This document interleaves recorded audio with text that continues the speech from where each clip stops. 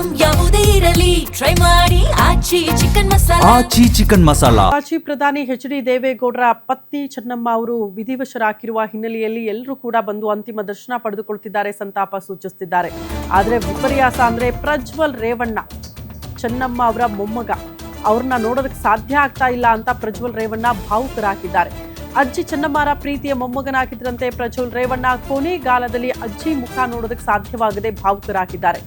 ಜೀವಾವಧಿ ಶಿಕ್ಷೆಗೆ ಗುರಿಯಾಗಿ ಪರಪ್ಪನ ಅಗ್ರಹಾರ ಜೈಲು ಪಾಲಾಗಿದ್ದಾರೆ ಪ್ರಜ್ವಲ್ ರೇವಣ್ಣ.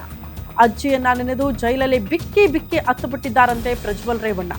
ಅಜ್ಜಿ ಅಂತ್ಯಕ್ರಿಯೆಯಲ್ಲಿ ಭಾಗಿಯಾಗುವುದಕ್ಕೆ ಪ್ರಜ್ವಲ್ ರೇವಣ್ಣ ಕಾಯ್ತಿದ್ದಾರೆ. ಪೆರೋಲ್ ಮೇಲೆ ಆಚೆ ಬಂದು ಅಂತಿಮ ದರ್ಶನ ಪಡೆದುಕೊಳ್ಳಬೇಕು ಅಂತ ವಕೀಲರ ಮೂಲಕ ಆಲ್ರೆಡಿ ಪೆರೋಲ್ಗೆ ಒಂದು ಅರ್ಜಿ ಸಲ್ಲಿಕೆ ಮಾಡಿದ್ದಾರೆ. ಈ ಬಗ್ಗೆ ಪರಿಶೀಲನೆ ಮಾಡಿ ಜೈಲು ಮುಖ್ಯ ಅಧೀಕ್ಷಕ ಅನ್ಬು ಕುಮಾರ್ ಅವರು ನಿರ್ಧಾರ ತೆಗೆದುಕೊಂಡ್ರೆ ಪ್ರಜ್ವಲ್ ಅವರಿಗೆ ತುರ್ತು ಪೆರೋಲ್ ಭವಿಷ್ಯ ಇವತ್ತು ನಿರ್ಧಾರ ಆಗಿಬಿಡುತ್ತೆ. ಪೆರೋಲ್ ಮೇಲೆ ಆಚೆ ಬಂದು ಅಂತ್ಯಕ್ರಿಯೆಯಲ್ಲಿ ಭಾಗಿಯಾಗೋದಕ್ಕೊಂದು ಅವಕಾಶ ಮಾಡಿಕೊಡಬಹುದು ಅಂತ ಸಾಧ್ಯತೆಗಳು ಇದೆ. ಯೂಶಲಿ ಈ ರೀತಿ ಆಗ್ತಾ ಇರುತ್ತೆ. ಯಾರೇ ಕೈದಿಗಳು ಕೂಡ ಇದ್ರೂ ತಮ್ಮ ಹತ್ತಿರದವರು, ತಂದೆ ತಾಯಿ, ಕುಟುಂಬಸ್ಥರು ತೀರ್ಕೊಂಡಾಗ ಪೆರೋಲ್ ಮೇಲೆ ಆಚೆ ಬಂದು ಆ ಕ್ಷಣಕ್ಕೆ ಭಾಗಿಯಾಗಿ ವಾಪಸ್ ಮತ್ತೆ ಜೈಲಿಗೆ ಕರ್ಕೊಂಡು ಹೋಗ್ತಾರೆ. ಆ ರೀತಿ ಪೆರೋಲ್ ಮೇಲೆ ಆಚೆ ಬಂದು ಅಜ್ಜಿಯ ಅಂತ್ಯ ಸಂಸ್ಕಾರದಲ್ಲಿ ಭಾಗಿಯಾಗಬೇಕು ಅಂತ ಒಂದು ಅರ್ಜಿ ಸಲ್ಲಿಕೆ ಮಾಡಿದ್ದಾರಂತೆ. ಸೊ ಕಾದ್ ನೋಡಬೇಕು ಪೆರೋಲ್ನ ಭವಿಷ್ಯ ಇವತ್ತು ಏನಾಗುತ್ತೆ ಅಂತ.